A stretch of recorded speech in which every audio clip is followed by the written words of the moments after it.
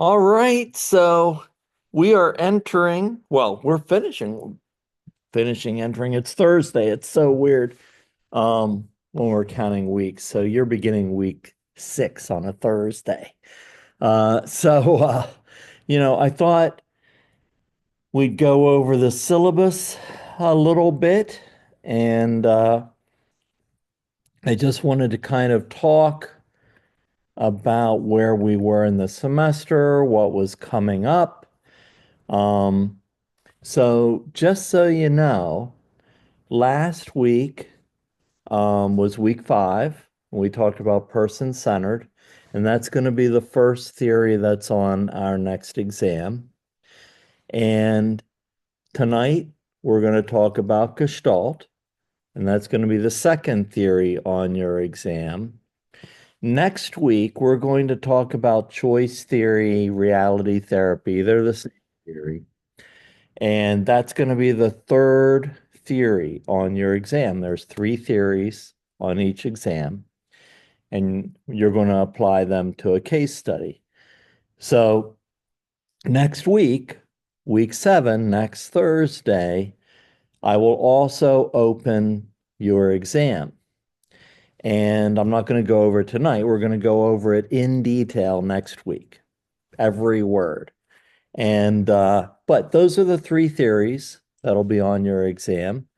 And you'll have a week to do it, maybe more. I guess we have spring break, week 8. So you'll have 2 weeks to do the exam. You'll have spring break as well. So, if you're going to fly someplace or go on a cruise or something, man, that those things are like petri dishes. So, try to get it done before you go on, you know, the cruise or airline, because you just might catch something. Hope you don't.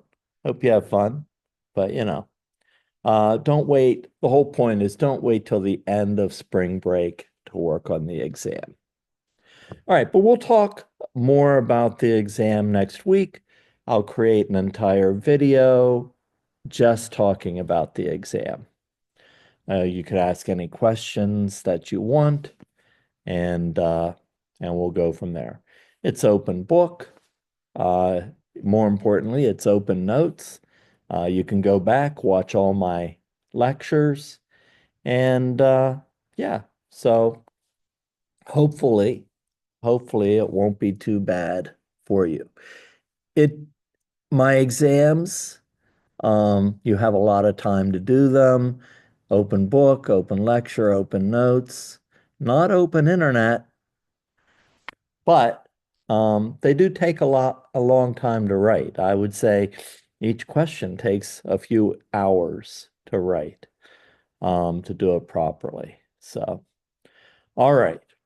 So beyond the exam, and it is a little weird because I call it exam 2 because there is no exam 1. There was an exam 1 on the first 3 theories, Freud, Adler, and existential, but I decided not to give you that exam. So, hey, give me some bonus points on my evaluation for that. Um, yeah, so we begin with exam 2. So don't let that confuse you. Um, okay. So beyond the exams, um, everybody seems to be on target as far as, you know, working with partners on class presentations and things like that. Does anybody have any questions about class presentations or need anything for that? And we can discuss it in depth if you're presenting, next week. We can talk about it after class. I'll always stick around. Uh, you can run some of your ideas uh, by me. And okay, so the next thing I wanted to discuss was that D2L does keep track of your participation score. You need at least a 70% for participation score on D2L for me to give you an A in the class, 70% on D2L. But, we'll have all your regular grades and everything. But even if I give you full credit for everything, you make mistakes on the exam, you fix them, you hand them back in, I'll give you full credit. You do your video presentation, make a mistake, redo it, hand it back in, I'll give you full credit, but I can't change your participation level on D2L. So if you're below 70% on D2L, you need to watch the videos.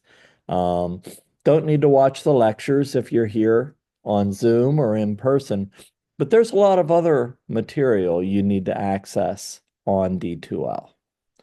Um, so there's a lot of additional videos. There's a lot from the library, from the internet. There's a lot of additional readings, and I just want everybody to do well. That's all. So, we're in week 6. Please catch up on D2L if you're not at 70%, so that I can give you an A. Help me to help you succeed. All right. Um, Let's see what else. Uh, okay. Um, the let's talk about discussion boards. I have a couple to catch up on, but last week you were supposed to watch the first Gloria tape with Carl Rogers and Gloria, and that was your discussion board. But I kind of wanted to talk about it tonight with anybody who's here. Any thoughts on the Gloria tape? What'd you think of Carl Rogers? What'd you think of Gloria? Go ahead, Madison. So I don't know if I think I mentioned this last week, but I watched them in undergrad. So I kind of like refreshed myself on them this time around. And something that I wrote in my discussion was for the answer for the question about like what we thought the underlying issue was for Gloria. So I wrote that I thought there was like a fear of like being rejected or like a fear of people leaving because of the divorce and then the fear of like her daughter leaving. But then somebody else wrote something about like like the fear of accepting herself, whereas like I took it as like the fear of others accepting her. So I kind of saw it from both perspectives after I read their post. And I thought that was interesting that it was kind of like it could be seen both ways. So yeah, we're on the right track. Anybody else want to add to that?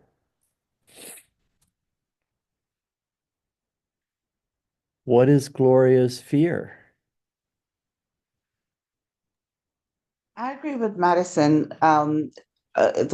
She had that insecurity about herself, and also a lot of deference to the male figures in her life, and almost feeling like she needed to seek the um, approval of the male figures. So I feel like she had a bit of insecurity, but I do like the way Rogers handled her, and he was very compassionate. He was very well, I kind of watched the whole video, the other segments, and I really like his approach. Very, very person-centered and very in tune with what she was trying to say. I didn't like the other two therapists, but again, that's for the That's for next time. Yeah, next time. yeah.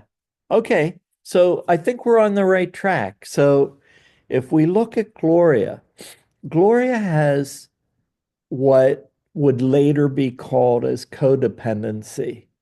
Uh, However, so I'm glad, Madison and Shama, I'm glad you said what you said because the issue is not about sex. It's not about her daughter, nothing like that. It's all about, uh, first, remember when she talked about her dad? And, I think that she needed to feel accepted unconditionally when she was a child. but she didn't. She always felt like in order to be loved, she had to meet her father's conditions, whatever those conditions were. For some people, it might be being good at sports. For other people, it might be academics. It might be dressing a certain way, being popular, whatever it might be, fitting into some type of mold um, in order to be accepted. But in reality, I think that once people are brought up a certain way uh, to meet expectations or conditions in order to be loved or accepted, eventually they integrate that into acceptance of self. And they place conditions on themselves. Oh, I've got to get that master's degree in order to feel good about myself, whatever it might be. I have to be successful, whatever success is. So then we place all those conditions upon ourselves and we don't accept ourselves unconditionally with all of our imperfections and mistakes. But that's how we grow. We're humans. We're imperfect. We make mistakes. We learn from our mistakes.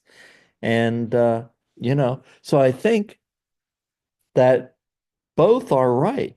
There's the there's the external conditions that people feel they need to meet. And then it moves inwardly, and we incorporate that into our own self-acceptance. So Rogers would help a client to become aware that everybody deserves unconditional positive regard, acceptance, love, for who we truly are, imperfections and all. So yeah, I think that's pretty good. What did you think about some of the Rogerian techniques that he used, or like how he got deeper?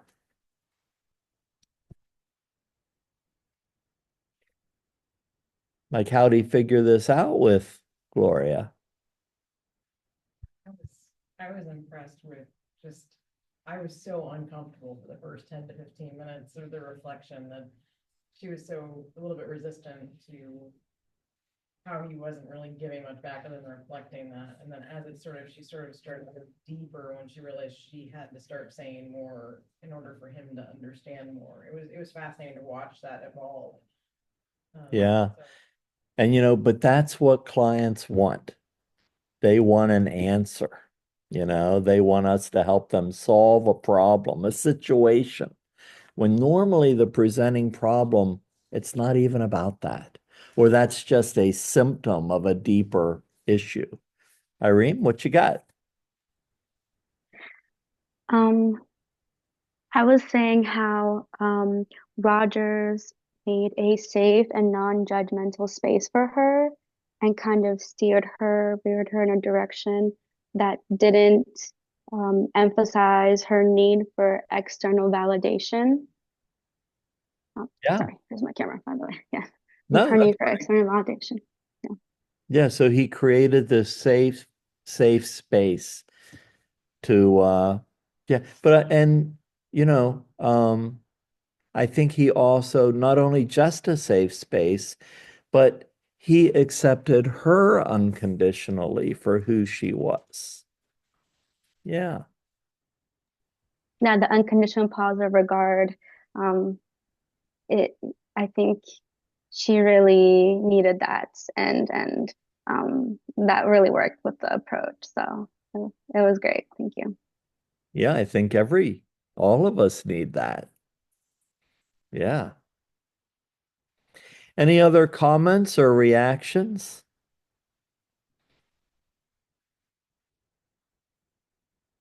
All right. So before we move on to Gestalt, um, any questions or comments about previous theories or Rogers or anything that we've gone over so far?